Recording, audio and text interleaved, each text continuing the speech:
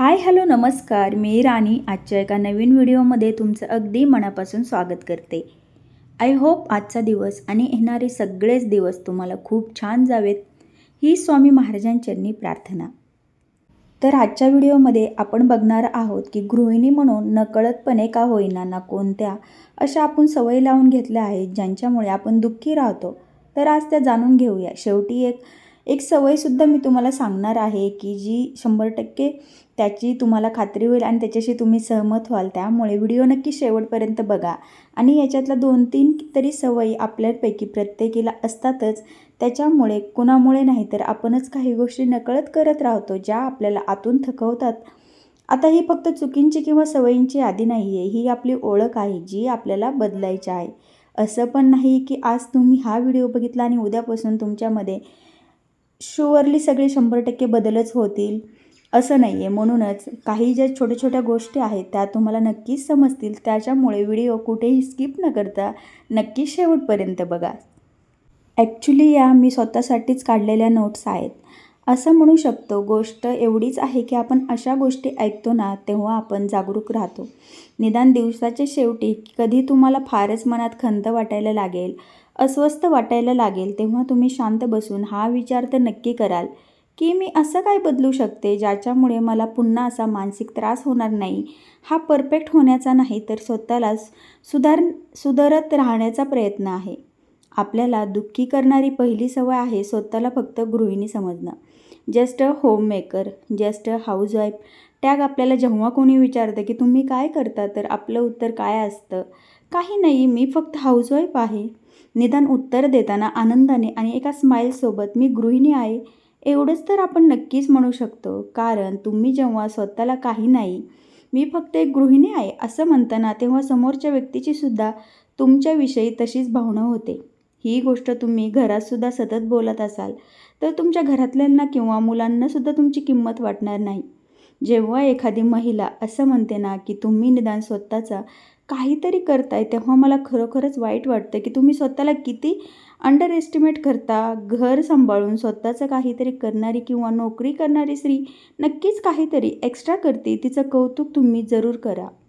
पण त्यासाठी स्वतःला कमी लेखू नका. एक गोष्ट लक्षात घ्या, गृहिणी या नावाखाली इतर कितीतरी पद आहेत जी तुम्ही सांभाळता.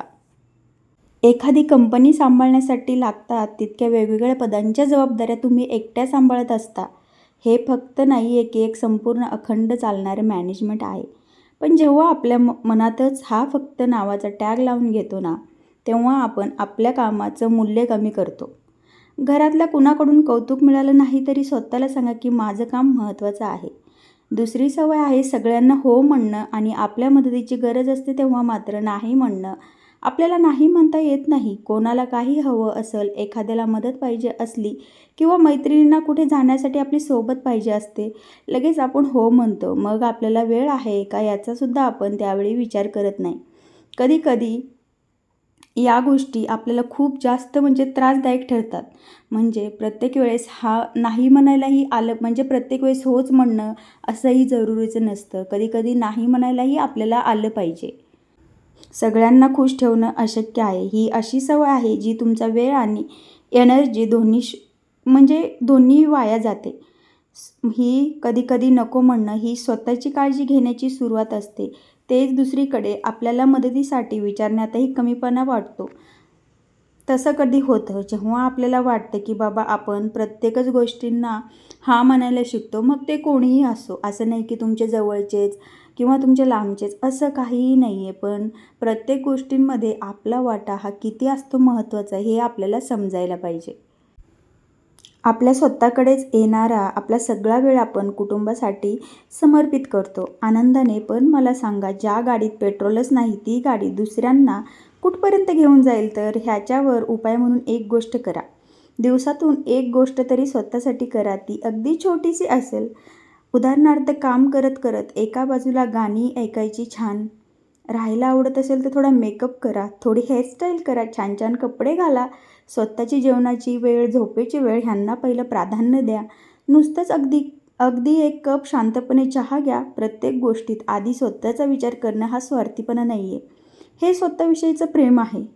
आणि त्यानंतर दुसरी सवय म्हणजे सतत मी परफेक्ट असायला पाहिजे हा हट्ट किंवा इतरांकडूनसुद्धा परफेक्शन अपेक्षा. स्वयंपाक असू दे, घराची स्वच्छता असू दे, सगळं कसं कॅमेरा रेडी असायला पाहिजे. आणि ह्यात जर छोटीशी चूकसुद्धा झाली तर आपण लगेच स्वतःला दोष देतो. मी चांगलीच नाही आहे, मी एक चांगली गृहिणी नाही आहे किंवा मी एक चांगली आई नाही आहे. मुलांच्या बाबतीत थोडं आपण काही केलं तर आपण म्हणतो की मी चांगली एक आईसुद्धा नाही आहे. हा गिल्ट आपल्याला कधीच नाही आला पाहिजे. हा परिपूर्णतेचा ध्यास तुम्हाला कधीच समाधानी होऊ देत नाही. तुम्ही सतत धावपळ करता. हा विचार मनात येतो की माझ्या चुका कुणाला दिसू नयेत, पण चुका होतात आणि हे नॉर्मल आहे. मी स्वतः चॅनलवरती सांगत असते की मी स्वतः परफेक्ट नाही आहे. हे सगळं बोलते हे ऐकून जर मला कोणी भेटलं तर त्यांनी माझ्याकडून परफेक्ट असण्याची अपेक्षा करू नये, कारण मी सुद्धा एक माणूसच आहे. स्वतःला बदलण्याच्या, इम्प्रूव्ह करण्याच्या माझ्या प्रवासात मी जे काही ज्ञानाचे कण वेचले ते इथे मी तुमच्यासोबत शेअर करण्याचा प्रयत्न करते. एवढंच आहे. कोणीही परफेक्ट नसतो. प्रत्येकाकडून नकळत कळत चुका होतच असतात. स्वतःचं कौतुक न करणं ही सवय आपल्याला आतून खूप दुःख देते, कारण आपण स्वतःच्या मेहनतीचं कौतुक करायलाच विसरतो. आपण कितीकही स्वतः कौतुक केलं तर आपण म्हणजे मेहनत केली तर स्वतःचं कौतुक कधी स्वतः करत नाही. आपल्याला हा मोह असतो की दुसरं कोणीतरी कौतुक करावं. का करेल दुसरं कोणी कौतुक आपलं? कारण की प्रत्येकच माणूस तुमच्यासारखं तुमच्याशी वागेल असं नसतं.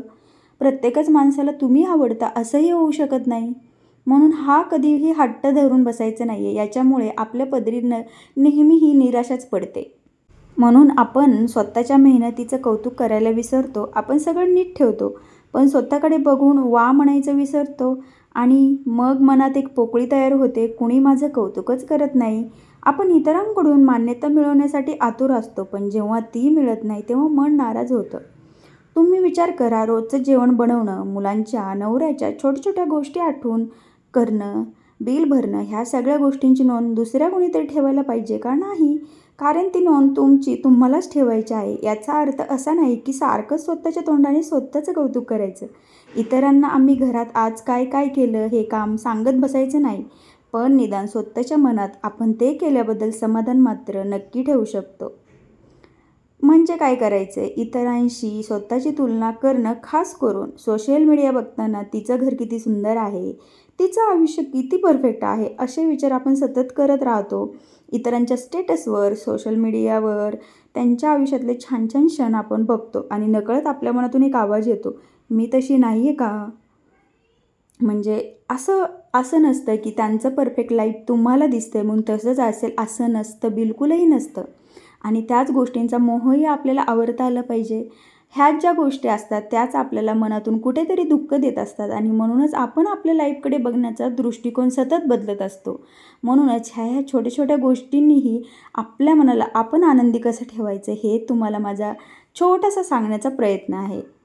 सोशल मीडियावर जे दिसतं ते फक्त निवडक क्षण असतात. त्या पडद्यामागे त्यांचे काय कष्ट आहेत किंवा त्या सगळ्यांसाठी त्यांनी काय मेहनत घेतली आहे हेही आपल्याला दिसत नाही. प्रत्येकाचं आयुष्य हे वेगळं असतं.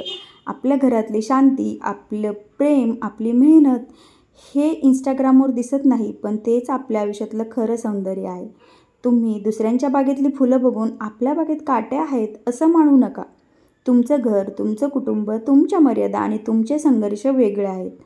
तुमची तुलना फक्त तुमच्या कालच्या स्वतःच्या सोबत व्हायला हवी. जेव्हा जेव्हा मनात तुलनेची भावना येईल ना, तेव्हा लगेच 2 गोष्टी करा. पहिली गोष्ट म्हणजे आपल्याकडे काय काय चांगलं आहे त्याची आठवण ठेवा आणि मनात कृतज्ञता ठेवा. नेहमी कृतज्ञता ठेवलीच पाहिजे आपल्या मनात. आणि दुसरी गोष्ट म्हणजे जे सोशल मीडिया अकाउंट बघून आपल्या मनामध्ये तुलना येते, कमीपणाची भावना येते, ते अनफॉलो करा. मनात ही गोष्ट कायम ठेवा, मी माझं आयुष्य माझ्या पद्धतीने जगते आणि ते पुरेसं आहे. आता जी जुनी पिढी आहे त्यांना तर आपण या गोष्टी शिकवू शकत नाही, पण आज आपण व्हिडिओ ऐकणाऱ्या ज्या स्त्रिया आहेत त्यांनी तर ही गोष्ट नक्की लक्षात घ्या की इतरांना आहे तसं स्वीकारायला शिका. इतर स्त्रियांच्या प्रगतीचे कौतुक करा. त्यांच्या आनंदात आपलाही आनंद शोधायला शिका. पिढ्यानपिढ्यांचा फरक असतो. जर तुम्ही जुन्या पिढीतले असाल तर मुलीला किंवा सुनेला मार्गदर्शन करा, कंट्रोल करू नका. जर तुम्ही नव्या पिढीत असाल तर जुन्या विचारांना आदर द्या आणि मग शांतपणे, नम्रपणे तुमचा नवीन विचार समोर मांडा. मी असं करून बघते असं म्हणा. ह्या सहकार्याच्या भावनेमुळे आपलं घर आनंदी राहतं. तुम्ही आत्तापर्यंत माझ्यासोबत आहात याचा अर्थ तुम्हाला तुमच्या आयुष्यात सकारात्मक बदल हवा आहे आणि हे खूप महत्त्वाचं आहे. लक्षात ठेवा, आपण ज्या सवयीमुळे दुःखी होतो त्या सगळ्या आपल्या प्रेमाच्या भावनेतूनच येत असतात. आपल्याला वाटतं की आपण कुटुंबावर प्रेम करतो म्हणून स्वतःला झोकून देतो. आपण बदलल्याशिवाय जग बदलत नाही आणि ज्या दिवशी तुम्ही स्वतः आनंदी आणि समाधानी राहायला शिकाल ना, त्या दिवशी तुम्ही कुटुंबाला जास्त प्रेम आणि एनर्जी देऊ शकाल. हे सगळे ऐकताना जर तुम्हाला स्वतःची झलक दिसली असेल तर आजपासून एकच गोष्ट ठरवा. या सवयींपैकी एक तरी सोडायची. हळूहळू, शांतपणे पण ठामपणे तयार आहात ह्या सवयींपैकी एक तरी सवय सोडायला? आजपासून सुरू करूया छोट्या छोट्या बदलांमधून मोठं सुख मिळवायचं. माझा हा व्हिडिओ आवडला असेल तर लाईक करा, शेअर करा आणि हो, कमेंटही जरूर करा. आणि हो, आपल्या चॅनलला नक्की सबस्क्राईब करून जा. भेटूया नेक्स्ट व्हिडिओमध्ये. तोपर्यंत बाय बाय. तुमची काळजी घ्या.